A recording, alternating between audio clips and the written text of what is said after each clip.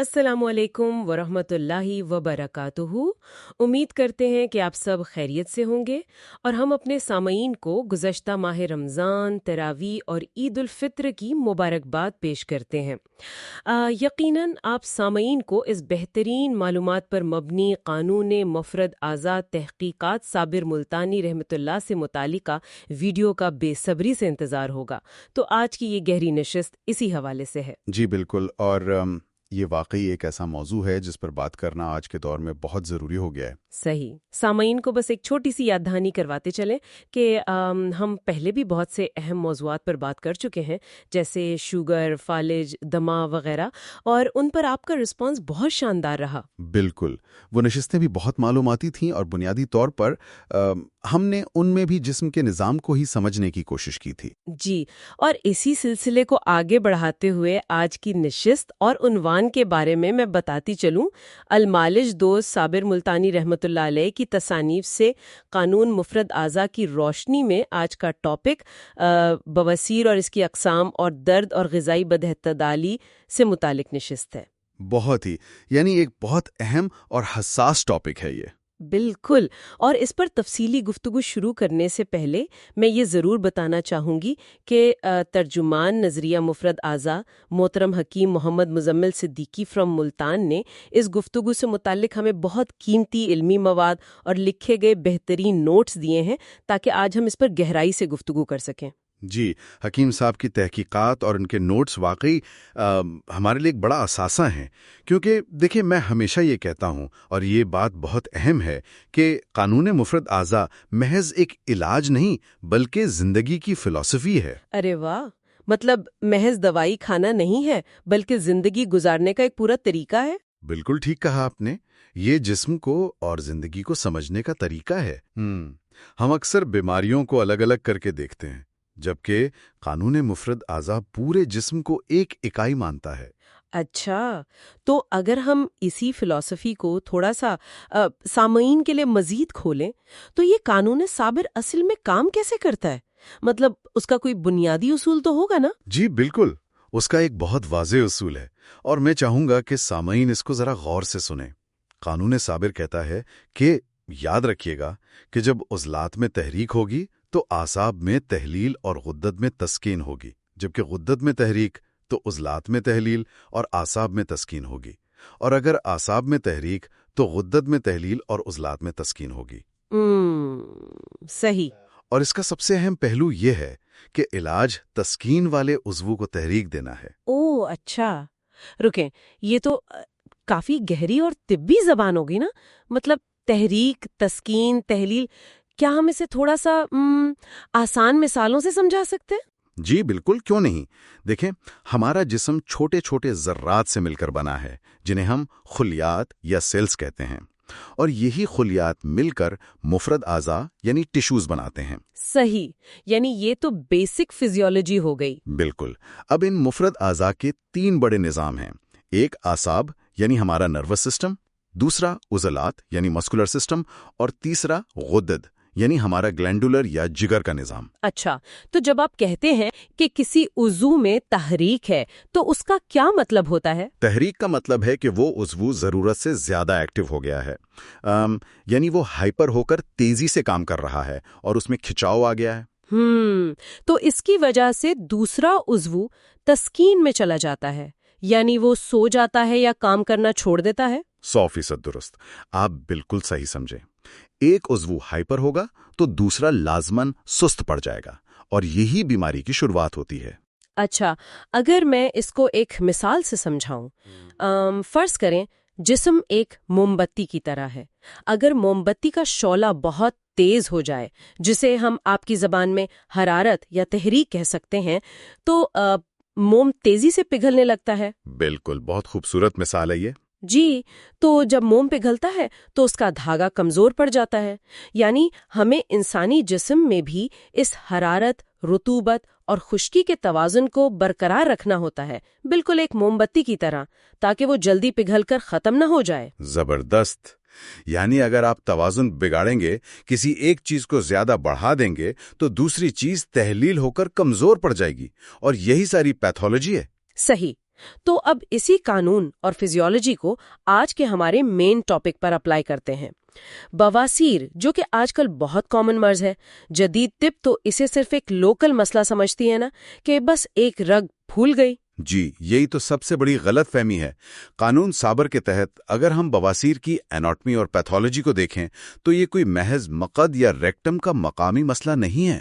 اچھا، تو پھر یہ کیا ہے؟ مطلب اگر مقامی سوجن نہیں ہے تو؟ دیکھیں، یہ اصل میں پورے جسم میں موجود ایک زہر کا نتیجہ ہے جسے ہم بواسیری مادہ کہتے ہیں۔ ہوتا یہ ہے کہ جب جسم کے عضلات یعنی ہمارے مسلز میں غیر طبعی تحریک پیدا ہوتی ہے، یعنی وہ حد سے زیادہ ایکٹیو ہو کر کھینچنے لگتے ہیں۔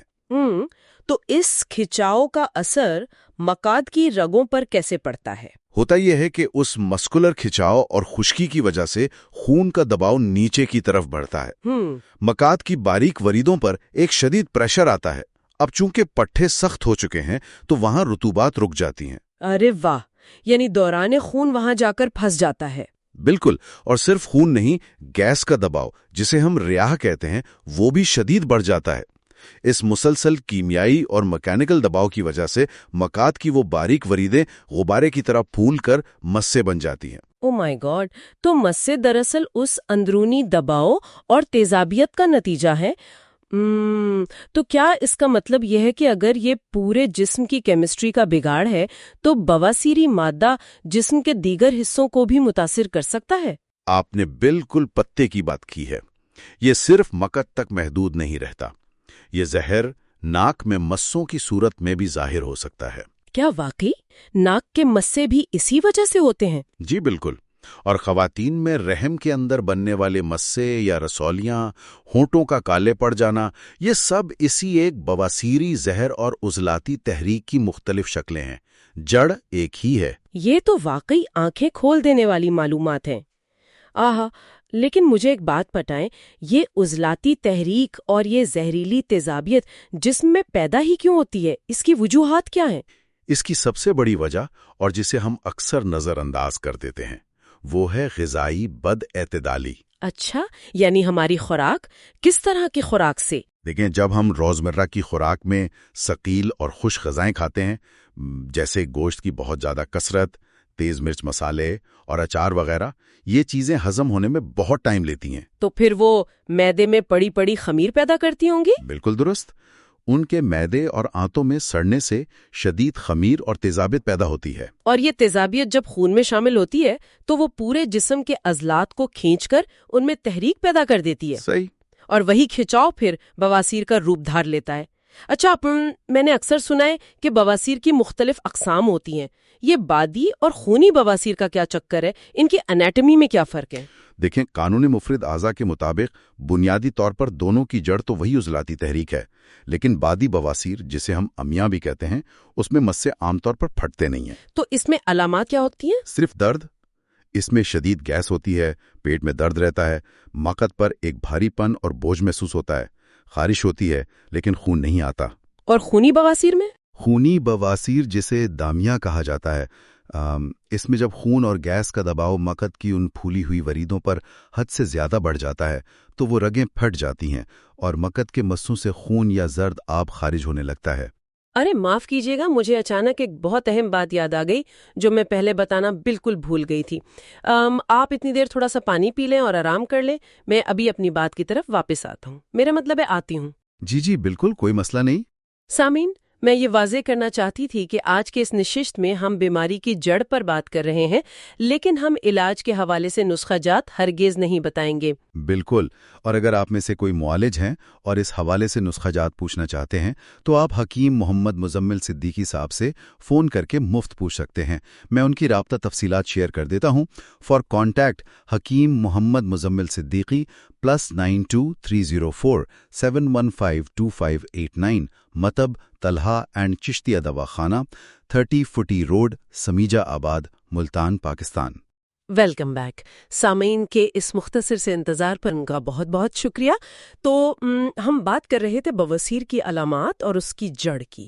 ہم نے یہ تو سمجھ لیا کہ مسے اصل میں عضلات کی تحریک اور خون کی تیزابیت کا نتیجہ ہے۔ جی، وہ تو پیتھولوجی کی بنیاد ہے۔ بالکل. تو اب سوال یہ ہے کہ اس کا علاج کیا ہو. ہم نے نسخے تو نہیں بتانے، لیکن اس عضلاتی تیزابیت کے طوفان کو روکا کیسے جائے؟ فلسفی کیا کہتی ہے؟ یہاں ہم اسی قانون صابر کی طرف واپس آتے ہیں جو میں نے شروع میں بتایا تھا. علاج تسکین والے عضو کو تحریک دینا ہے. اب چونکہ بواسیر میں عضلات میں تحریک ہے تو اس کا مطلب ہے کہ غدد یعنی ہمارا جگر وہ تسکین میں ہے، وہ سویا ہوا ہے. اوہو، یعنی جگر اپنا کام صحیح سے نہیں کر رہا؟ بالکل نہیں. جگر کا کام ہے حرارت اور صفرا پیدا کرنا جو کہ تیزابیت کو ختم کرتا ہے. لیکن چونکہ وہ تسکین میں ہے، تیزابیت بڑھتی جا رہی ہے، تو ہم نے کیا کرنا ہے؟ ہم نے جگر کو یعنی غدد کو تحریک دینی ہے، اسے جگانا ہے. ارے واہ! تو جب ہم جگر کو ایکٹیو کریں گے تو وہ کیا کرے گا؟ جیسے ہی غدد میں تحریک پیدا ہوگی، جگر وافر مقدار میں طبعی حرارت اور صفرا بنائے گا. اور صفرا کی کیمسٹری یہ ہے کہ وہ جسم میں موجود سوداوی اور تیزابی مادے کو کاٹ کر رکھ دیتا ہے. یعنی وہ ایک طرح کا قدرتی اینٹی ایسڈ بن جاتا ہے؟ بالکل ایسا ہی ہے. اور جیسے ہی تیزابیت ختم ہوگی، عضلات کی تحریک خود بخود تحلیل میں بدل جائے گی، پٹھوں کا کھچاؤ ختم ہو جائے گا. تو اس سے وہ مسے بھی ٹھیک ہو جائیں گے؟ جی، جب کھچاؤ ختم ہوگا تو رگوں پر سے دباؤ ہٹ جائے گا، مسے خود بخود سکڑ جائیں گے اور خون بہنا یا گیس کی تکلیف رک جائے گی. ہم نے مسوں پر کوئی دوا نہیں لگائی، ہم نے اندر سے فیکٹری کو ٹھیک کر دیا. زبردست. یہ واقعی ایک کمال کا تصور ہے. ہم صرف علامات کے پیچھے نہیں بھاگ رہے، ہم سیدھا اس سسٹم کو ریبوٹ کر رہے ہیں جو خراب ہوا تھا. ہم اس سارے نظام کو غور سے دیکھیں تو یہ سوال ذہن میں ابھرتا ہے کہ کیا آج کے دور کی بہت سی پیچیدہ بیماریاں اور ذہنی دباؤ محض ہماری روزمرہ کی غذائی بے اعتدالی اور مفرد اعضاء میں پیدا ہونے والے کیمیائی عدم توازن کا نتیجہ تو نہیں؟ اس پر ضرور غور کیجیے گا. واقعی یہ ایک بہت گہری بات ہے اور اس پر سوچنا بنتا ہے. ہم اپنے جسم کے قدرتی نظام کو خود خراب کرتے ہیں اور پھر دوائیوں میں حل ڈھونڈتے ہیں. اللہ آپ سب کا حامی و ناصر ہو. پھر حاضر ہوں گے کسی اور نئے مضمون کے ساتھ جو ہمیں ترجمان نظریہ مفرد اعضاء حکیم محمد مزمل صدیقی صاحب سے موصول ہو چکا ہے. بس تھوڑا انتظار کیجیے اور چینل کو لائک اور سبسکرائب ضرور کیجیے. اور اگر کوئی بھی قانون مفرد اعضاء سے متعلق یا طبی علاج معالجہ سے متعلق سوال ہو تو کامنٹ باکس میں ضرور سوال کیجیے. جی، آپ کے فیڈ بیک کا ہمیشہ انتظار رہتا ہے. اسی کے ساتھ اجازت دیں. پاکستان زندہ باد. طب صابر کونسل پائند آباد. اللہ حافظ.